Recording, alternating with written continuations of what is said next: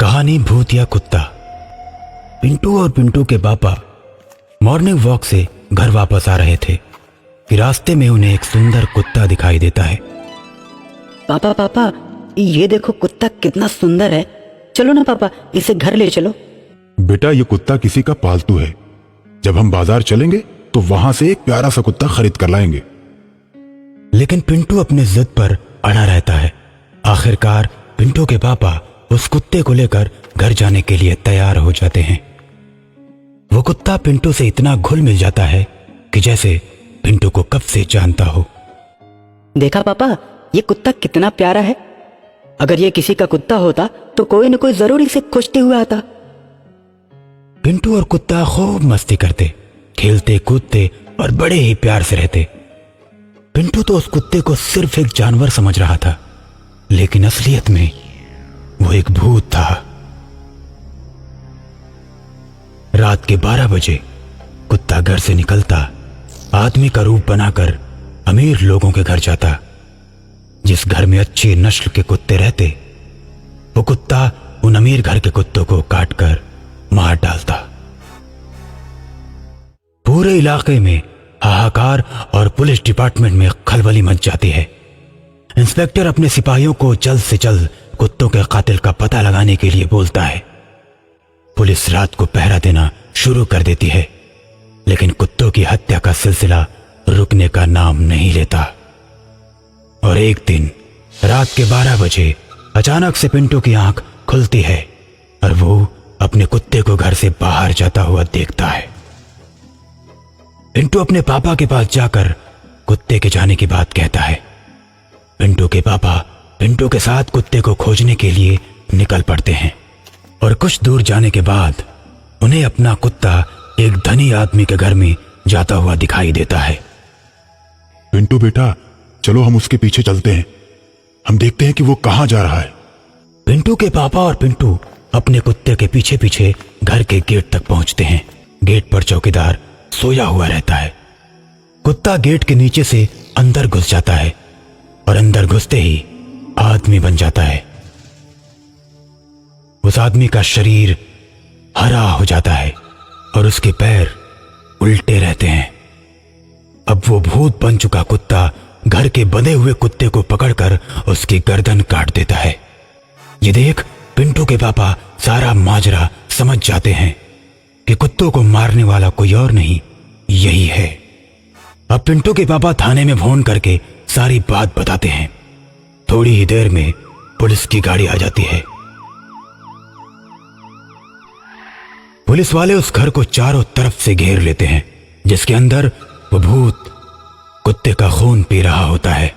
तुम जो भी हो अपने आप को पुलिस के हवाले कर दो, इसी में तुम्हारी भलाई है, नहीं तो तुम्हारा इनकाउंटर कर दिया जाएगा। अपने हाथ ऊपर करो और चुपचाप बाहर आ जाओ। इंस्पेक्टर के कई बार बोलने के बाद भी वो बाहर नहीं आता। अब हमारे सिपाही अंदर जा रहे हैं और तुम्हारा इनकाउंटर करेंगे। इतना कहकर इंस्पेक्टर सिपाहियों को आदेश देता है और सिपाही गेट के अंदर घुस जाते हैं और देखते हैं कि सामने वो आदमी खड़ा है जिसने कुत्ते को मारा। उसके मुंह पर खून ही खून लगा हुआ है। सिपाही उसकी तरफ बंदूक तान देता है, लेकिन जब उसकी नजर उस आदमी के पैरों पर पड़ती है तो वो डर जाता है। भाई इसके तो पैर उल्टे हैं, ये कोई इंसान नहीं, ये भूत है भूत। इस पर किसी गोली का असर नहीं होगा, चलो यहां से चलते हैं। मेरा कोई भूत वूत नहीं होता, अभी मैं इसको मौत के घाट उतारता हूं। ओए हत्यारे, मरने के लिए तैयार हो जा। तू दूसरों को तो नकली उल्टे पैर लगाकर डरा सकता है, लेकिन मुझे नहीं। इतना कहकर वो सिपाही गोली चला देता है, लेकिन ये क्या, गोली तो उस हत्यारे के आर पार हो जाती है। देखा, मैंने बोला था ना ये भूत ही है। अब तो मानेगा ना मेरी बात, चल भाग चल यहां से। इतना कहकर सिपाही भागने लगते हैं, लेकिन भाग नहीं पाते। उनके पैर जाम हो चुके हैं। पहला सिपाही अब समझ जाता है कि उनका मरना निश्चित है। दूसरा सिपाही अभी भी भूत पर गोली चलाता है और इतने में वो भूत आकर सामने खड़ा हो जाता है और दूसरे सिपाही की गर्दन काट देता है। अपने साथी सिपाही की गर्दन कटता देख पहला सिपाही और भी डर जाता है। धीरे धीरे वो भूत पहले सिपाही को छोड़कर सभी सिपाहियों की गर्दन काट देता है और अंत में बचे हुए सिपाही के पास पहुंचता है।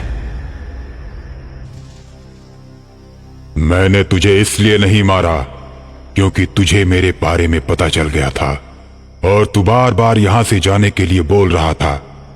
मुझे मेरे काम में रुकावट डालने वाले पसंद नहीं। तूने अपने साथियों को समझाया लेकिन किसी ने तेरी बात नहीं मानी और सबको मैंने मार डाला। अब बता तेरी क्या मदद कर सकता हूं? तुम इतने ही अच्छे हो तो हत्या करना छोड़ क्यों नहीं देते?